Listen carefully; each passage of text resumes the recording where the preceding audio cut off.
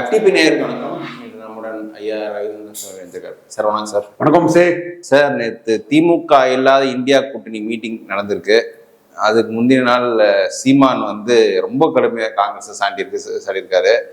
So எப்படி பார்க்குறீங்க? தமிழ்நாட்டில் ஒரு ஆன்டி காங்கிரஸ் மூடு ஒன்று செட் பண்ண திமுக ட்ரை பண்ணிட்டு இருக்குன்னு நினைக்கிறீங்களா? திமுகவும் நாங்கள் பண்ணணும் ஆன்டி காங்கிரஸ் மூடு செட் பண்ணுறதுக்கு அரசியல் கட்சிகளா சீமான் ஸ்டாலின் அவங்களுக்கு முன்னாடி ஒரு சமூக பார்வையாளராட்டு நேர்மறை சமூக நீதி பேசக்கூடிய ஒரு நபராட்டு அரசியல் வீக வகுப்பாளராட்டு நான் காங்கிரஸ் எதிர்ப்புங்கிறத அங்கே அடித்தேன். நம்பிக்கை துரோக காங்கிரஸ்ங்கிறத தொடர்ந்து அதை அடித்தேன். இன்னொன்று காங்கிரஸை திமுகவோட இந்துக்கள் காங்கிரஸுக்கு எதிராக வருவாங்கங்கிற ஒரு எண்ண ஓட்டத்தையும் நான் விதைச்சேன். உண்மைதான். இந்த ரெண்டு இது காரணம் என்னன்னா, காங்கிரஸ் பாஜக எதிர்ப்புங்கிறத காட்டி ஒரு முள்ள மாறித்தனம், கேப் மாறித்தனம், இன்னும் இதெல்லாம் சரப்புரமான வார்த்தைகள், சந்தர்ப்பவாதம், சுயநலம், அத்தனை அசிங்கங்களையும் காங்கிரஸ் பாஜக எதிர்ப்புங்கிற ஒற்றை புள்ளிக்குள்ள தமிழ் மண்ணில் அரங்கேற்றியிருக்கு. இது தமிழக மக்கள் மத்தியில தெளிவா போகணும். பாஜகவுக்கு எதிர் காங்கிரஸ் தான் நினைக்கக்கூடிய கிறிஸ்தவ முஸ்லீம் ஓட்டர்ஸை மறந்துடணும். அதுலயும் கொஞ்சம் நியாயமானவங்க, இப்படி ஒரு கட்சிக்கு நம்ம ஏன் போடணும்னு நினைக்கிறவங்க இருப்பாங்க கொஞ்சம் பேர். பட் பை அண்ட் லார்ஜ் அதை மறந்துக்கிட்டு ஒரு அரசியலை இங்க தமிழ்நாட்டுல முன்னெடுத்து ஆகணும். அது எடுத்தாதான் 71 ஜனசங்கத்துக்கு எதிராக திமுக கூட்டணியோட 50 விழுக்காடு தாங்கின அந்த குடும்பம், 77 மூப்பனாருக்கு ஓட்டோட சேர்த்து எம்ஜிஆர் தலைமையில 50 தாண்டின அந்த குடும்பம், 80 மூப்பனார் ஓட்டோட சேர்ந்து 50 விழுக்காடு தாண்டின அந்த குடும்ப தலைமை, 84 2/3 1/3, 89 91, இப்படி 2004 2019 தமிழ் மண்ணில் 50 விழுக்காடு தாண்டின அந்த குடும்ப தலைமை இந்துக்கள் மத்தியில இவங்க பாஜக எதிர்ப்புங்கிறனால சுயநல அரசியலுக்காக பண்ணுவாங்க. இந்துக்கள் ஏமாளிகள், இடிச்சவாய்கள்னு காங்கிரஸ்காரன் நினைக்கிறான், இத்தாலி சோனியா நினைக்கிறாங்க, கத்தோலிக்க சோனியா நினைக்கிறாங்க. அவங்க அந்த மதவாத அரசியலை செயல்படுத்துறாங்க.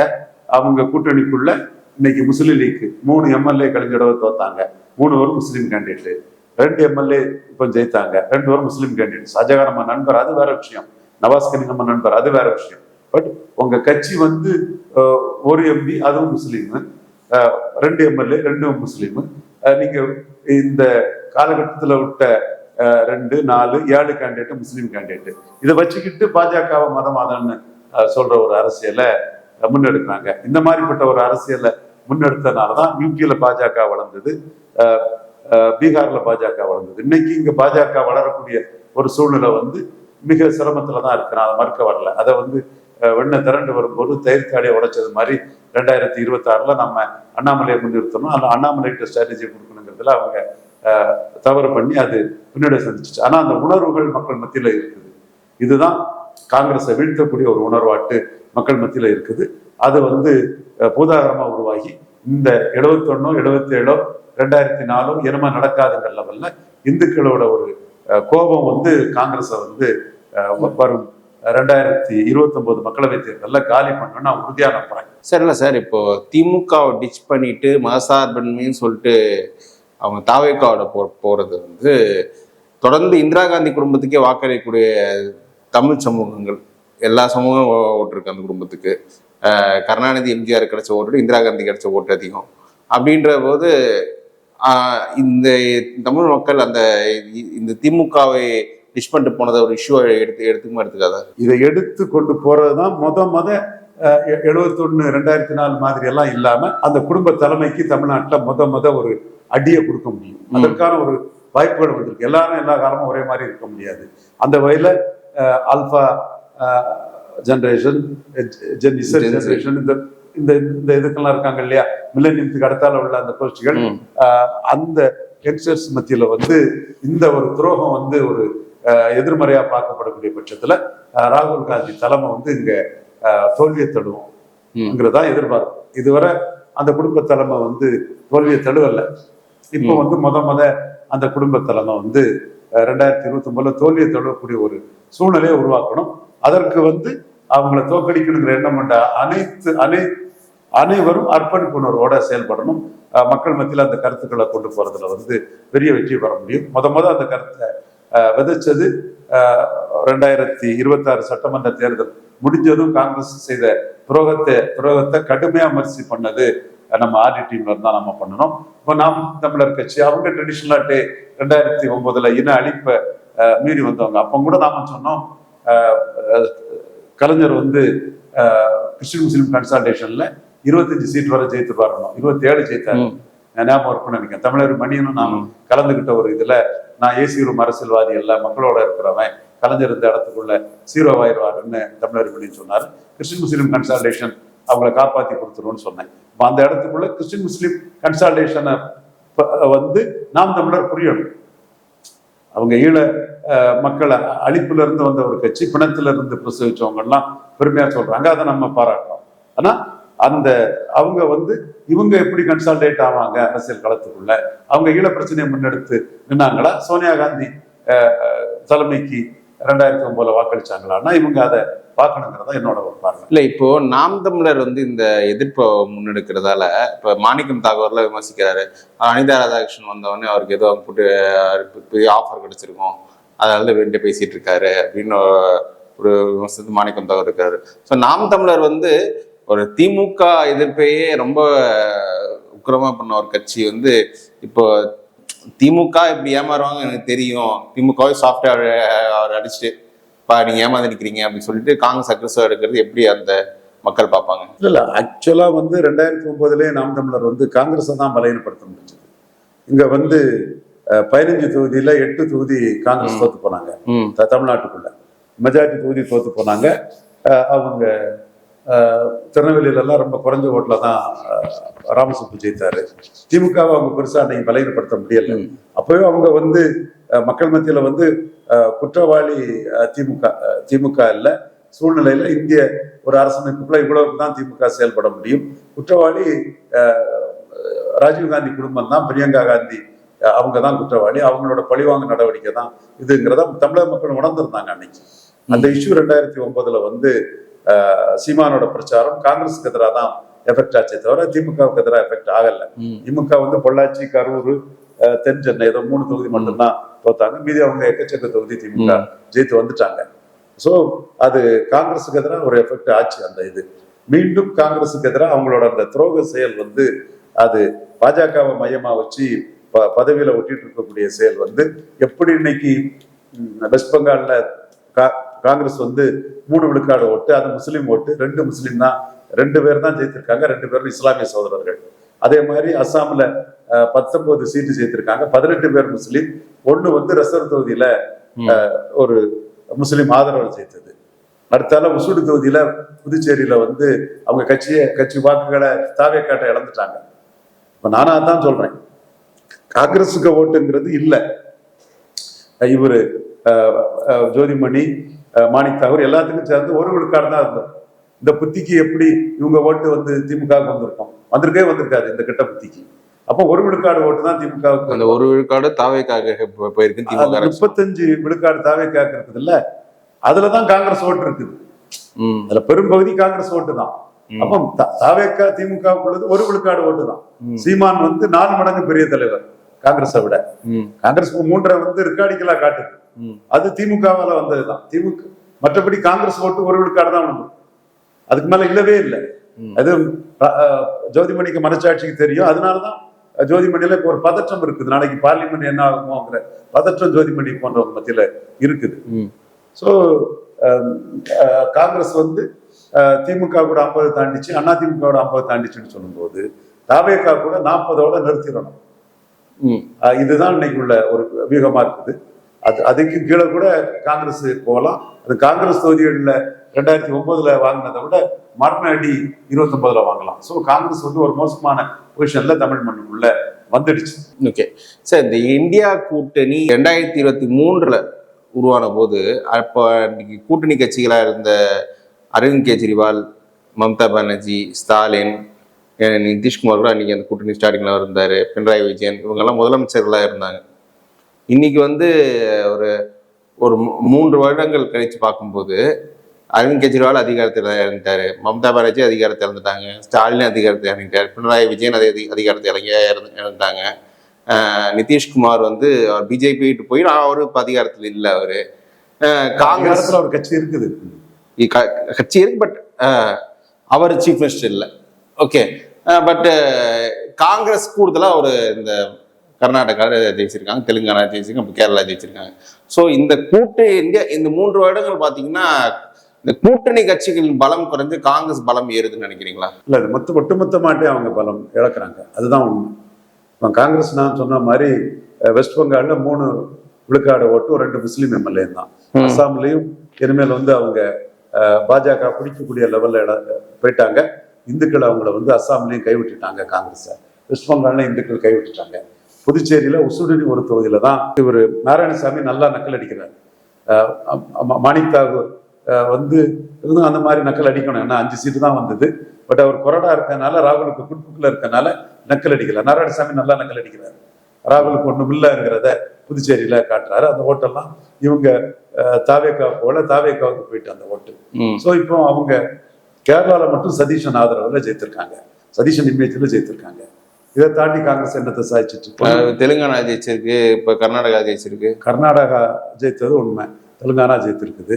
பட் கர்நாடகாவில் பார்லிமெண்ட்ல தோத்து போனாங்க. தெலுங்கானாவிலையும் பார்லிமெண்ட்ல ஒரு கணிசமான இடம் 50-50 பாஜக 8 ஜெயிக்க தான் செய்திருக்காங்க. ஒரு லெவல்ல எல்லாத்துக்கும் தான் ஒரு டைப்பா தான் வந்திருக்குது. ஸோ ராகுல் காந்தி லீடர்ஷிப்பு இனி வரும் காலங்களில் வெஸ்ட் பெங்காலில் ஒன்றும் இல்லை, அஸ்ஸாமில் ஒன்றும் இல்லைங்கிற ஒரு நிலைமைக்கு அடைகிறாங்க. கேரளாவில் இல்லை, பட் நான் இந்த கேள்வி மையமாக வச்சு தாக்கு பிடிச்சிருவாங்க. இல்லை, எனக்கு கேள்வி என்னன்னா, இந்த கூட்டணி கட்சிகள்லாம் இப்போ நம்ம இந்தியா கூட்டணியில வந்ததால்தான் நம்ம அதிகாரத்தை இழந்திருக்கோம்னு நினைச்சிருக்கோம். இப்போ இந்தியா கூட்டணி உருவான பிறகு பினராயி அதிகாரத்தை இழந்திருக்காரு, மம்தா பானர்ஜி அதிகாரத்தில் இருந்திருக்காரு, ஸ்டாலின் அதிகாரத்தில் இருந்தார், அரவிந்த் கெஜ்ரிவால் தோத்து போயிருக்காரு. அப்போ இந்தியா கூட்டணியால் நமக்கு ஒரு மாநில அதிகாரம் பாதிப்புன்னு அவர் நினைக்கிறாங்களா? இல்லை, ஒரு கட்டத்துக்கு மேலே அந்த கிறிஸ்தவ முஸ்லீம் வாக்குகள் இப்போ அஜ்மல் கான் அவர்கிட்ட இருந்து காங்கிரஸ் கிட்ட பெரிய அளவில் போயிட்டு, அதனால அஜ்மல் கானுக்கும் அங்கே அஸ்ஸாமில் ஒன்றும் பெருசா தேரல. பவர்ஃபுல்லா இருந்த ஆல் இந்தியா யுனைடெட் டெமோக்ராட்டிக் ஃப்ரண்ட்னு ஒரு பர்ஃபியூம் மர்ச்சென்ட், ஒரு பெரிய முஸ்லீம் தலைவர், அவரும் பலகீனம் அடைஞ்சிட்டார். அந்த வாக்குகளை காங்கிரஸ் இழுத்துருது. அதே வேளை காங்கிரஸ் இந்து வாக்குகளை இழக்கிறதுனால பாஜக கிட்ட தோக்குது. ஸோ இந்த மைனாரிட்டிஸ் காங்கிரஸிற்கு அன்னைக்கு தான் போவங்கிற முடிவுக்கு வந்துட்டாப்புல. அதுதான் இந்தியா ஃபுல்லா நடக்குது. அதே வேளையில அதுக்கு ஒரு இந்துக்கள் மத்தியில் அதுக்கு ஒரு பின்விளைவும், காங்கிரஸ் முஸ்லீம் பார்ட்டி ஆயிற்று. மாணிக் தாகூர் முஸ்லீம் பார்ட்டி தான் அவங்க கட்சி. வெஸ்ட் பெங்கால் ரிசல்ட் எடுத்து பேசிடுவோமா, அஸ்ஸாம் ரிசல்ட் எடுத்து பேசிடுவோமா, தமிழ்நாட்டில் இவங்க யாருக்கும் தெரியாது, தமிழ்நாட்டு இந்துக்களுக்கு தெரியாதுன்னு ஏமாத்த பார்க்கிறீங்களா? நடக்காது. ஸோ இந்த ப்ராசஸ்ல மைனாரிட்டிஸ் ஓட்ஸை செக்குலர் பார்ட்டிஸ் இழக்குது, இந்து ஓட்டுக்களை பிஜேபி கிட்ட இழக்கிறாங்க. ஸோ இந்த ப்ராசஸ் அதர் செக்குலர் பார்ட்டிஸ்க்கு ஒட்டுண்ணி காங்கிரஸ் கிட்ட கை கொடுக்கறதுனால இந்து வாக்குகள்லையும் பாதிப்பு வருது. ஒட்டுண்ணி காங்கிரஸே முஸ்லீம் வாக்குகளை தட்டி தூக்கிட்டு போயிருது, கிறிஸ்டின் வாக்குகளை தட்டி தூக்கிட்டு போயிருது. இது கம்யூனிஸ்டுக்குனாலும் சரி எல்லாத்துக்குமே ஒரு பாதிப்பை இந்தியாவில் கொடுத்துட்டு. இல்லை, இப்போ மாணிக்கம் தாகர் சொல்ற கூற்று அப்படி பார்த்து டெக்னிக்கலி உதயநிதி ஜெயிச்சது காங்கிரஸ் ஓட்டால தான் அப்படின்னு மீன் பண்றாங்க. அங்க மைனாரிட்டி ஓட்டு ஜெயிச்சிருக்காரு. என்ன ராஜினாமா பண்ண அவர் ஃபர்ஸ்ட் ராஜினாமா. இந்தியன் யூனியன் முஸ்லீம் லீக்கு ஒரு எம்பி சீட்டு நவாஸ் கனி கொடுத்துருக்காங்க, அவரெல்லாம் ஜெயித்திருக்காங்க. முஸ்லீம் லீக் இல்லைங்கிறாரா? நீங்க முஸ்லீம் ஓட்டுக்கு முஸ்லீம் லீக்கும் ஒரு கேட்டலிஸ்ட் தான், நம்ம அவங்களை குறைச்சிட முடியாது. அவங்க 2 சீட்டுக்கு 2 ஜெயிச்சிருக்காங்க. காங்கிரஸ் 28க்கு 5 தானே ஜெயித்திருக்காங்க, பெரிய அடி இல்லை. அப்போ காங்கிரஸ்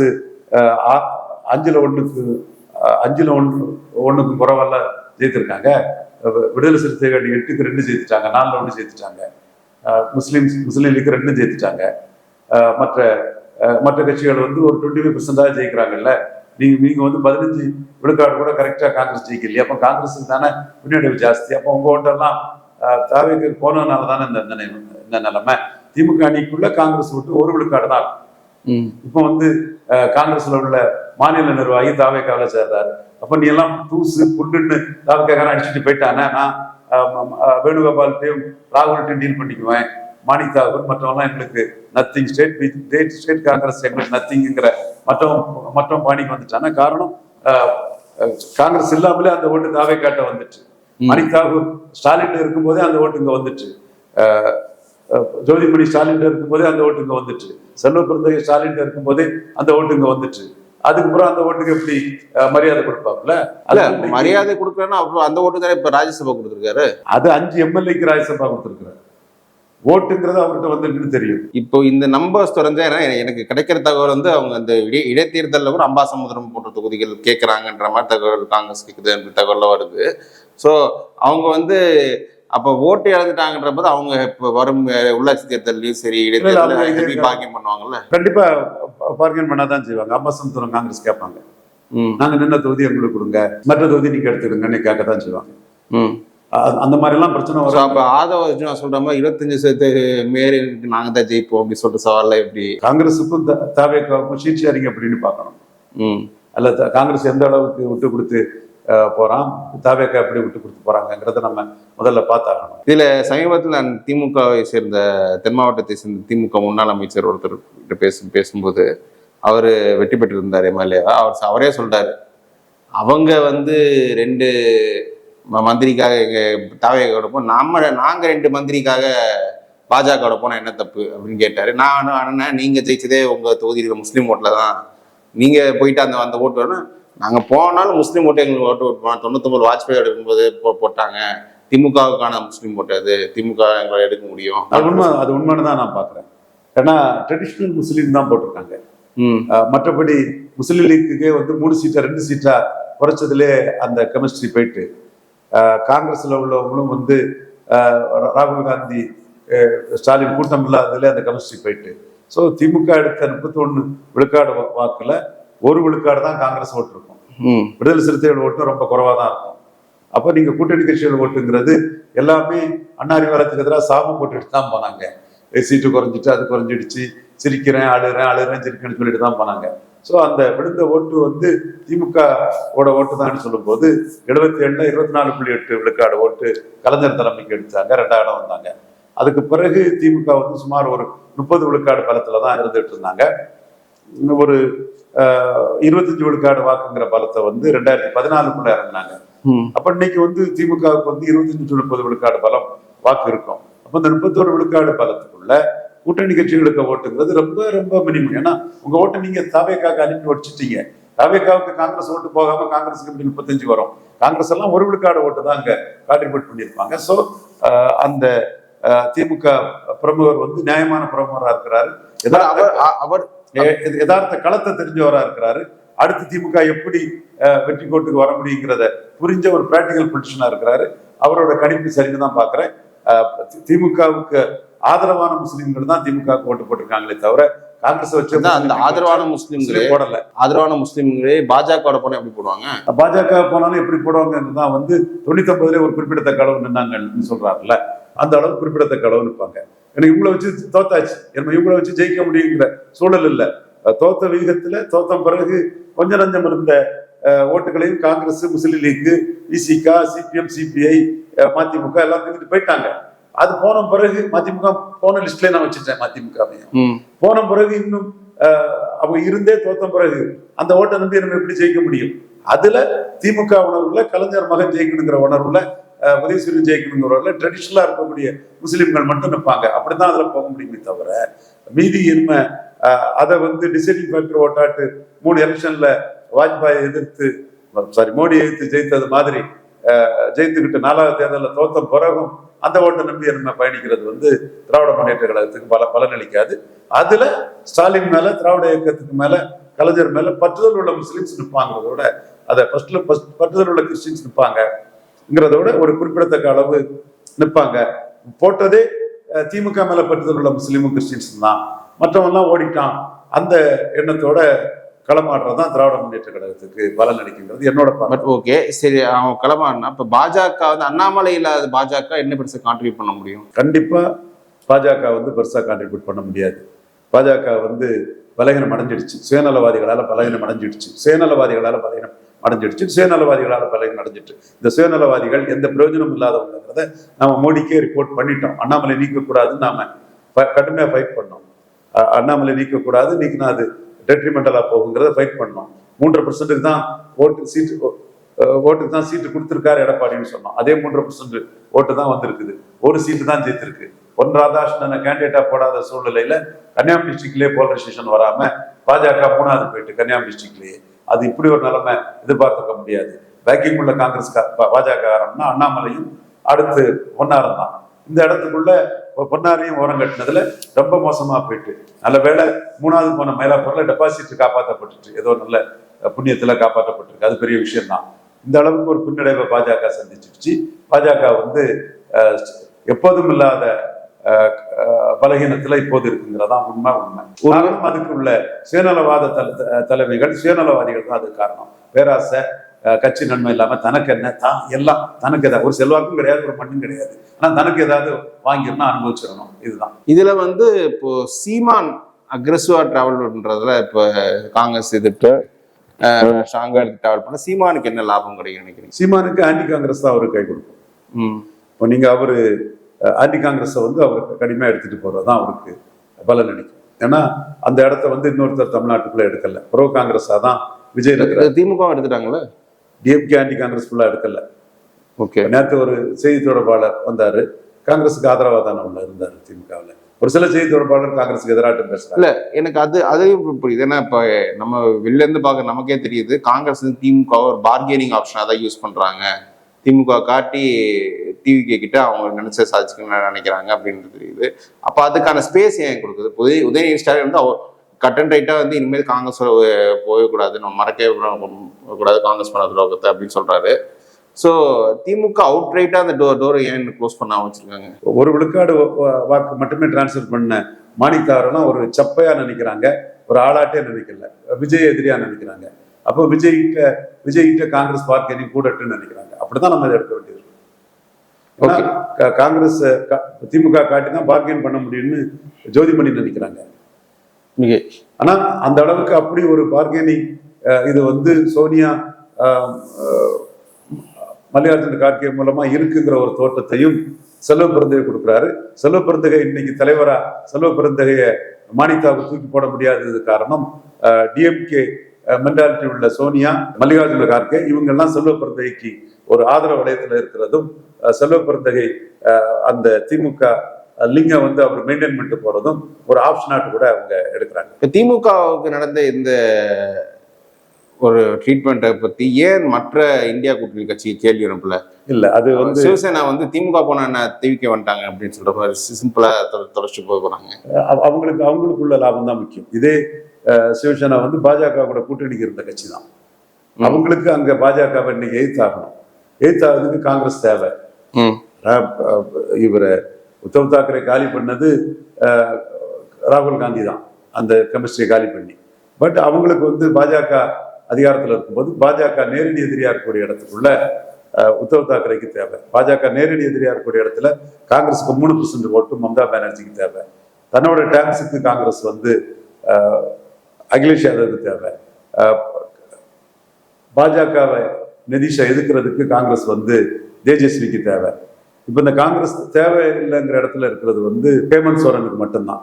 காங்கிரஸுக்கு 16 எம்எல்ஏ இருக்கு, பிஜேபிக்கு 21 இருக்கு. நீங்க போனா பிஜேபி சப்போர்ட்டோட என் கவர்மெண்ட் இருக்கும்னு பயான்னு சொல்லி வேணுகோபால் எல்லாம் ஹேமந்த் சோரன் சரண்டர் ஆனார், காங்கிரஸ் தேசிய நிர்வாகி. ஸோ இந்த காங்கிரஸ் வேண்டாங்கிற லெவல்ல இருக்கிறது வந்து ஹேமந்த் சோரன், ஆம் ஆத்மி, ஸ்டாலின்.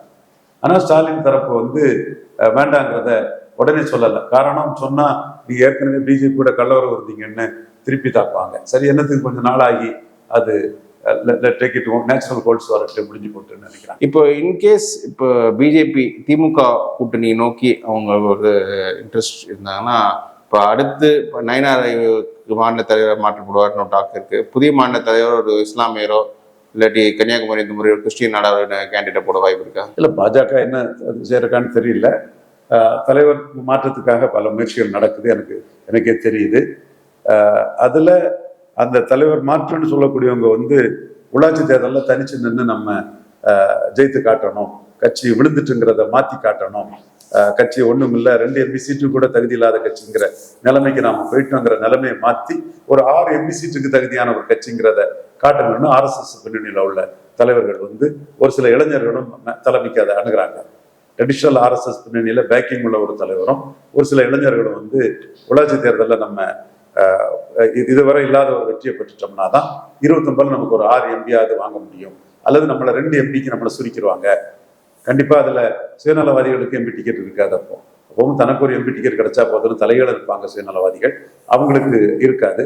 ஸோ இந்த 2 எம்பி கட்சிங்கிற ஒரு சூழ்நிலை மாறி ஒரு 6 எம்பி கட்சிங்கிற ஒரு சூழ்நிலை வரணும்னா தனிச்சு போட்டிட்டு இந்த காலகட்டத்தில் காட்டின மாதிரி கன்னியாகுமரி டிஸ்ட்ரிக்ட்ல 11, நார்வேல 11 கார்பரேஷன் வார்டு, தமிழ்நாடு ஃபுல்லாக 11 கார்பரேஷன் வார்டு, 22 கார்பரேஷன் வார்டு வந்தாங்க.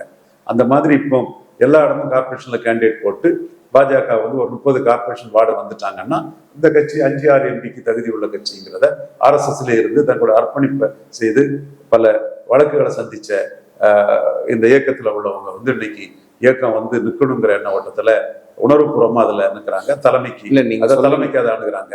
பட் நயனார் நாகேந்திரன் அதிமுகவோட கூட்டணி தொடரணும்னு சொல்றாரு. தப்புன்னு நான் சொல்ல மாட்டேன்.